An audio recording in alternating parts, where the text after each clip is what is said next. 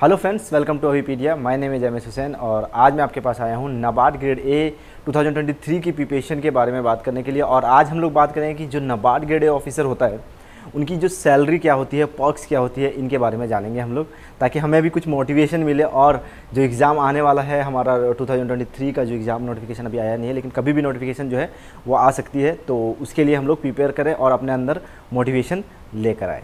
चलिए बात करते हैं हम लोग। तो सबसे पहले मैं बता दूं आप लोगों की कि अभिपीडिया आप लोगों के लिए कंप्लीट कोर्स भी लेकर आया है, तो उसके लिए हम लोग बाद में बात करेंगे। सबसे पहले मैं बता दूं आपको कि पिछले साल अगर हम लोग बात करें रिजल्ट की, तो 2021 में हमने 41 प्लस सिलेक्शंस दिए थे और 40 आपकी अगर 2022 की बात करें तो 45 सिलेक्शंस दिए हैं।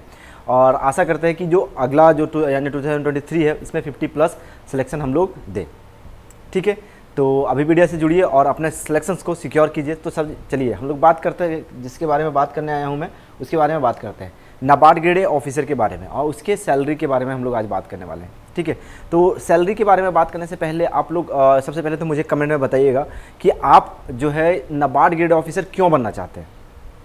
ठीक है, तो ये मुझे कमेंट में करके बताइए, लिख के बताइए कि क्यों बनना चाहते हैं। कि आप देश की सेवा करना चाहते हो, फार्मर की सेवा करना चाहते हो, आप गवर्नमेंट जॉब के लिए करना चाहते हो, या फिर सैलरी के लिए करना चाहते हो, या अपने लाइफ सिक्योर करने के लिए चाहते हो, या फिर घर वालों का सपना है कि आप गवर्नमेंट जॉब प्रिपरेशन करें। ठीक है, तो ये जो भी आपका सपना है या फिर जो भी आपकी इच्छा है या फिर जिस वजह से आप प्रिपरेशन करना चाहते हो या फिर नाबार्ड ग्रेड ऑफिसर बनना चाहते हो, उसके बारे में आप कमेंट में हमें ज़रूर लिखिएगा।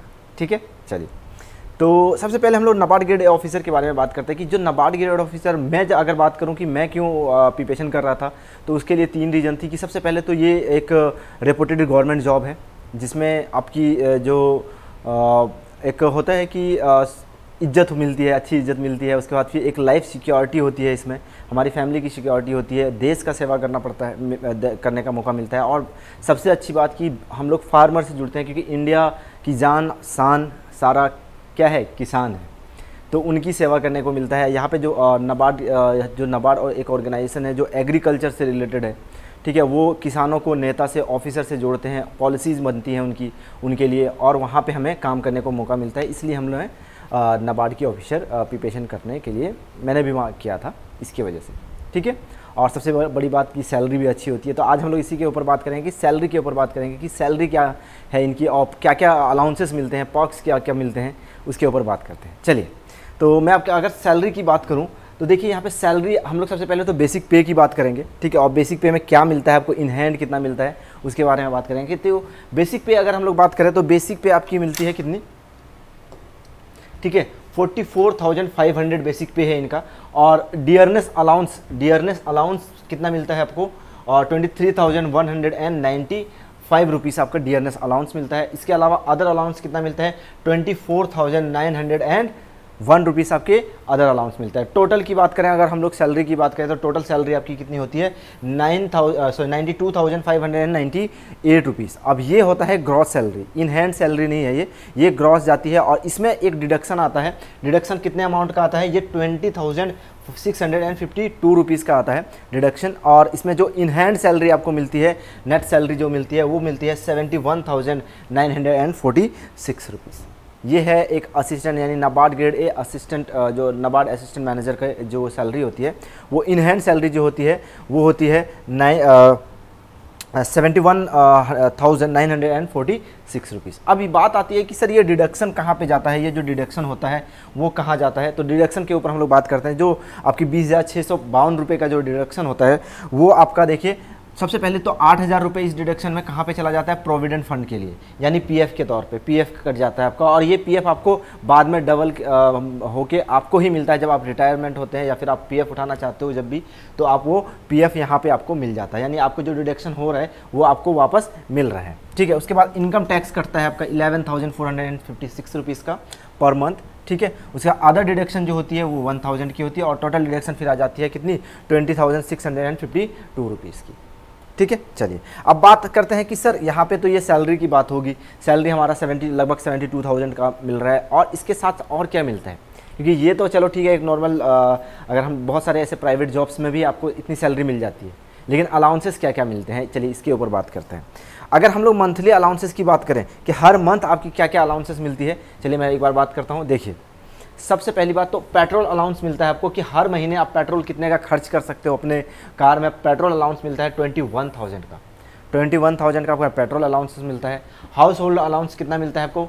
5,000 का, ठीक है। इसके बाद फिर आपको नाबार्ड जो है वो इंटरनेट और क्या न्यूज़पेपर पढ़ने के लिए भी आपको पैसे देती है, ताकि आप अपडेटेड रहो और नाबार्ड में अपना जो काम है उसको अच्छे से करो, और मतलब नाबार्ड में कुछ इनपुट आप अपना दो। इसके लिए इंटरनेट और अपडेटेड रहने के लिए आपको इंटरनेट और न्यूज़पेपर के लिए आपको 2200 रुपीज़ आपको अलाउंस दिया जाता है हर मंथ, ठीक है। उसके बाद फिर मोबाइल रिचार्ज करने के लिए देखिए यहाँ पे मोबाइल के लिए आपका मोबाइल का बिल भी नाबार्ड उठाती है।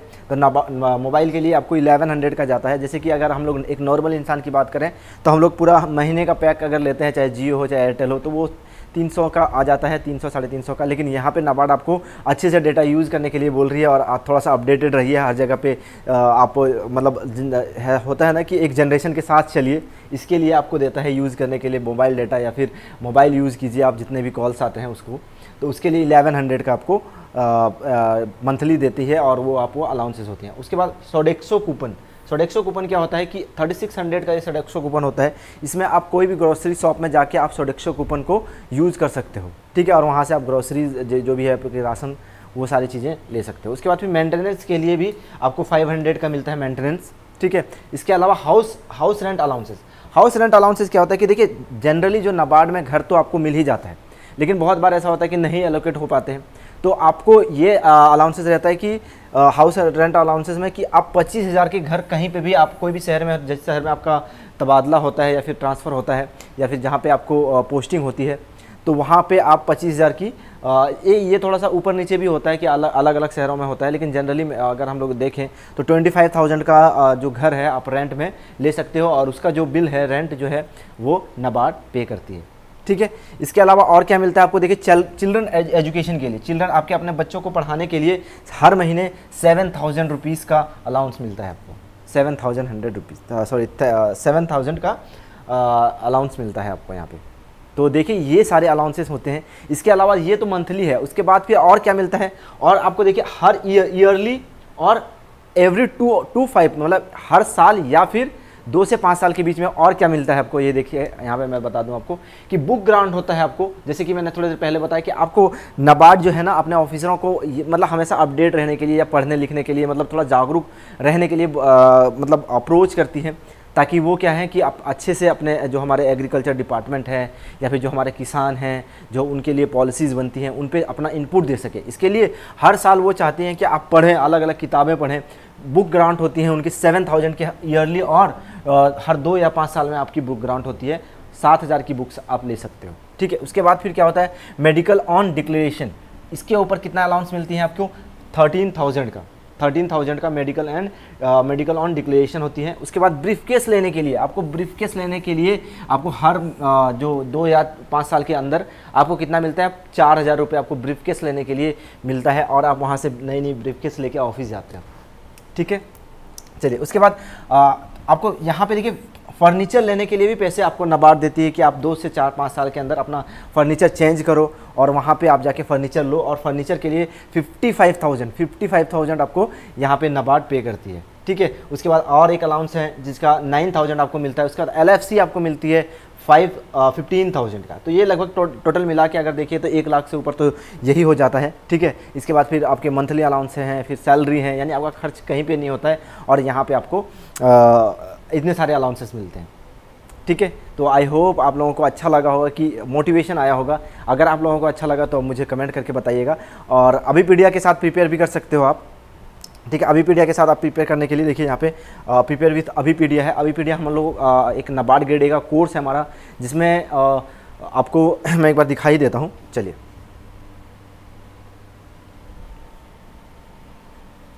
ठीक है, आपको क्या करना है, अभिपीडिया पोर्टल पे जाना है, avipedia.abhimanyu.com में, ठीक है। और यहाँ पे ये पोर्टल खुलने के बाद चूज़ एग्जाम करना है। चूज़ एग्जाम करने के बाद देखिए रेगुलेटरी बॉडीज़ के अंदर यहाँ पे NABARD grade A assistant manager के पोर्टल पे जाना है, वहाँ पे पोर्टल पेज खुल जाता है। उसके बाद आपको थोड़ा सा नीचे जाओगे आप, तो हमारा यहाँ पे देखिए कंप्लीट कोर्स आ जाता है, देखिए न्यू कंप्लीट कोर्स। अब इस कोर्स में पूरा अपडेटेड कोर्स है हमारा, ये रिकॉर्डेड प्लस लाइव कोर्स है, और ये आपको सिर्फ 7,000 में मिल रहा है, या 9,000 में मिल रहा है ये, ठीक है, 9,000 में। और इसमें 499 वीडियोज़ क्लासेस हैं, वीडियो क्लासेस हैं, हर एक क्लास के साथ, हर वीडियो क्लास के साथ आपको पीडीएफ्स मिलता है, हर वीडियो क्लास के साथ आपको वेब नोट्स मिलता है, हर वीडियो क्लास के साथ आपको एमसीक्यू अटैच्ड हैं टेस्ट के फॉर्म में। आप एमसीक्यू मतलब जैसे मान लो कि कोई वीडियो क्लासेस लगाते हो, उसके बाद फिर पीडीएफ पढ़ते हो, फिर उसके बाद नोट्स पढ़ते हो, उसके बाद फिर एमसीक्यू अपने आप को चेक करने के लिए पढ़ते हो कि जो मैंने वीडियो क्लासेस लगाई 1 घंटा दिया है उससे मैंने क्या सीखा। उसके ऊपर फिर आपको एमसीक्यू प्रैक्टिस करने के लिए मिलता है ताकि आप एग्जाम में फर्स्ट अटेम्प्ट में आप अपना एग्जाम क्लियर कर सको। ठीक है, तो यहाँ पे आपको सारी चीज़ें मिलती हैं, देखिए यहाँ से। ठीक है, तो इस टाइप से आपको सारी चीज़ें मिलती हैं। यहाँ पे देखिए मेंटरशिप क्लासेस हैं, एग्रीकल्चर के क्लासेस हैं, यहाँ पे देखिए हर क्लास के साथ आपको सारी चीज़ें मिल जाती हैं, चाहे वो वीडियो क्लासेस हैं। उसके बाद फिर आपके पास देखिए यहाँ से मैं आपको दिखाता हूँ। ठीक है, ये हमारा वीडियो क्लास हो गया। अब इस क्लास के साथ देखिए वेब नोट्स लगे हैं, पीडीएफ लगी हैं, टेस्ट लगे हैं। उसके बाद फिर प्रीवियस ईयर क्वेश्चंस होते हैं यहाँ पे, तो प्रीवियस ईयर क्वेश्चंस भी आप लगा सकते हो। तो सारी चीज़ें आपको एक जगह मिलता है, कहीं भटकने की ज़रूरत नहीं पड़ती है आपको, और अपने प्रिपरेशन को आप एक कदम आगे लेके जा सकते हो। तो अभी पीडीएफ से जुड़िए, और इसका जो इस कोर्स का लिंक में है जो वो मैं डिस्क्रिप्शन बॉक्स पर दे दूँगा। और अगर कोई दिक्कत होती है तो आप मुझे डायरेक्टली कॉल भी कर सकते हो, कॉल कर सकते हो मुझे इस नंबर पर 783-777-3651 पे। ठीक है, तो आई होप आप लोगों को ये वीडियो अच्छा लगा होगा, और अगर अच्छा लगा हो तो कमेंट करके ज़रूर बताइएगा। Thank you and all best for your preparation. Thank you.